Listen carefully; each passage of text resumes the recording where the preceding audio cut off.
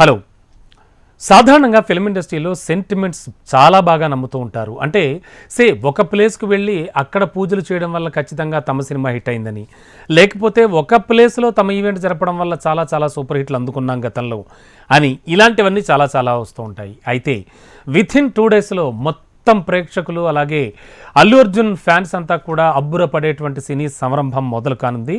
Pushpa 2 release, pre రిలీజ్కి and pre release event కూడా ధూమ్ధామ్గా జరిగింది.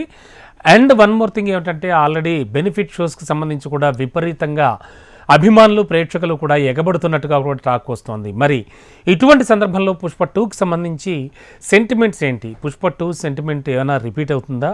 ఎందుకు రిపీట్ అవుతుంది? ఎలాంటిది? అది చూద్దాం. ఒక్కసారి కలిసి వచ్చినటువంటి సెంటిమెంట్ని విడిచిపెట్టడానికి అంత ఈజీగా ఏం వదిలిపెట్టరు మన హీరోలు, టాలీవుడ్ అయినా బాలీవుడ్ అయినా ఎవరైనా కూడా. అందులోనూ అద్భుతంగా కలిసి వచ్చిందైతే అస్సలు వదిలే ముచ్చటే లేదంటారు వాళ్ళు. మరి అల్లు అర్జున్ కూడా ఇదే చేస్తున్నారా అంటే ఎస్ అనే సమాధానమే వినవస్తోంది.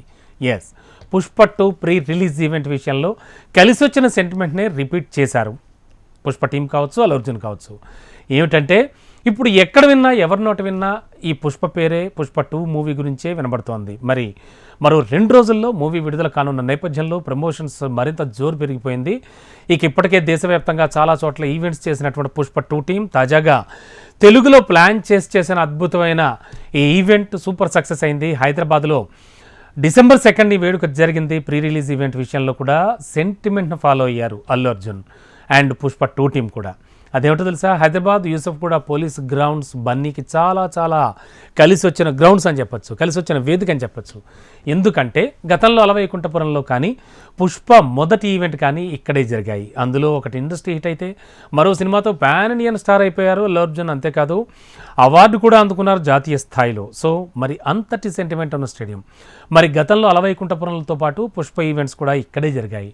అందులో ఒకటి ఇండస్ట్రీ హిట్ అయితే మరో సినిమా మనకు తెలుసు పాన్ ఇండియా లెవెల్లో స్టార్ అయిపోయాడు. మరి అల్లు గారి అబ్బాయికి ఇంత బాగా కలిసి వచ్చినటువంటి ఈ చోటనే పుష్ప 2 ఈవెంట్ కూడా చేశారు మేకర్స్.